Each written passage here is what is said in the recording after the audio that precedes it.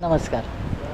मी प्राध्यापिका मेधा दाते, लेखक क्रमांक 201, श्री कृपा रणांगणी. 19 जुलै.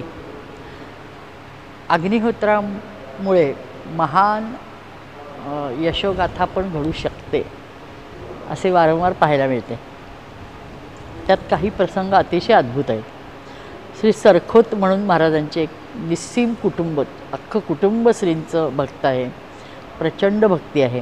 त्यांचे ज्येष्ठ चिरंजीव हे कॅप्टन प्रसाद, ते स्वतः मला ही सगळी माहिती देत होते. जीव परमात्मशक्तीशी एकरूप होऊ इच्छित असतो तेव्हा त्यांच्यात आमूलाग्र परिवर्तन घडवणारी अवस्था म्हणजे समाधीत लीन होणे हा पारंपरिक प्रकार झाला. पण मनाची तगमग, तिचं पण समाधी साधण्यासाठी सराव आणि तितकाच वेळ हा पण लागतो जायला, म्हणजे ती तगमग शांत होते. पण अशा वेळी माणूस काय करेल? तर अखेर 1966ला श्रीकृपेत असतानासुद्धा मनाची तगमग काही इतर व्यावहारिक प्रसंगात न समजल्यामुळं, न कमी झाल्यामुळं श्री सरखोत हे 66ला गेले आणि त्यांच्या कुटुंबियावर दुःखाचा डोंगर कोसळला. 3 मुले व मुली होत्या. कुटुंब हवालदिल झाले आणि परम सद्गुरू श्री गजानन महाराज एवढा एकच आधार, गुरु, मार्गदर्शक म्हणून संपूर्ण कुटुंबाला फक्त तेच माहिती होतं. अर्थात त्याची पुरेपूर जाणीव श्रींना होती. म्हणूनच त्यांनी ठामपणे सांगितले की आजपासून सरखोतांच्या हेड ऑफ द फॅमिली आम्ही आहोत. आणि तो त्यांचा शब्द आज तागायत ते पाळत आहेत. सतत प्रत्येक चढ उतारात मार्गदर्शन करून बाहेर काढण्याचे काम ते करतात. थोडक्यात आमचे अस्तित्वच त्यांच्या शब्दावर आहे असं स्वच्छ त्यांनी सांगितलं. आणि मग पुढे कॅप्टन म्हणत होते, आम्ही सर्व भावंड दृढ विश्वास फक्त श्रीजींवर ठेवून आहेत. आम्ही पराकोटीचे निर्धास्त आहोत. आपला कैवारी प्रत्यक्ष ब्रह्मांड नायक आहे. मग त्या धारणेतून आलेली जी बेफिकिरी आहे, त्याची जो मिजास आहे, ती आमच्या सगळ्या भावंडात आहे. आणि तीच आम्हाला भावंडांमध्ये सगळ्यांमध्ये पाहायला मिळत असली तरी श्रीकृपा त्यांच्यासाठी करावी लागणारी जी काही सेवा आहे ती मात्र आमची अविरत चालू असते. साधारणतःच आणि इतर कामंही. 74ला प्रसाद सरखोत हे आर्मीत रुजू झाले तेव्हा पण श्रीजी म्हणाले, आम्ही हात धरून नेणार, आणि त्यांनी तेच केले आणि पाळले.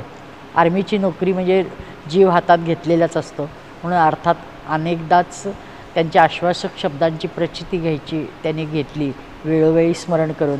त्यातील एक तर भयानक प्रसंग ते सांगू लागले.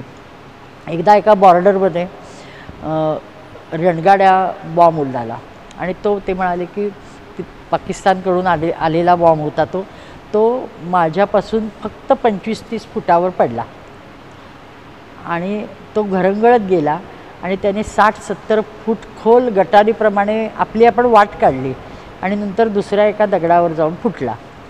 संपले आता, असे सगळे मनात येत असतानाच संपले आता, श्रींनाच म्हणाले ते, असं मनात येत असताना संपले सगळे श्री आता असं मनात येते. तेवढ्यात सगळा बधीर करणारा असा प्रचंड त्या बॉम्बचा आवाज आला आणि तो इतका भयानक होता आणि दुरून पाहणाऱ्याला वाटले की आता कॅप्टन सरखोत गेले, संपले.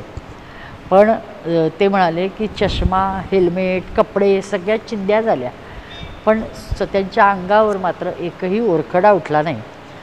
त्या स्थितीत जीव वाचवणे अशक्य आहे हे जेव्हा जाणवले तेव्हा मनानेच ते अग्निहोत्र ज्वाळेतील श्रीजींचे शेवटचे म्हणून जे केलेले अग्निहोत्र त्याचं स्मरण केलं आणि दर्शन घेतलं होतं. डोळे मिटून शेवटचे स्मरण आणि चालूच होते. प्रचंड आवाजाने संपूर्ण शरीराला बधिरता आलेली होती आणि आपण जिवंत आहोत हे सुद्धा त्यांच्या डोक्यात खूप वेळाने शिरले. जिथे धारातर्थी पडणे हेच लिहिले होते त्या रणांगणातून सही सलामत केवळ त्यांच्या शब्दांच्या विश्वासावर राहिल्यामुळे परतत होतो. अशा वेळी कोणत्या विवंचनेची फिकीर आहे आणि राहिल्यामुळे परतत होतो. अशा वेळी कोणत्या विवंचनेची फिकीर करायची, कारणच काय? म्हणून आम्ही एवढे निर्धास्त आहोत. धन्य गुरुकृपा आणि धन्य श्रीकृपांकित भक्त.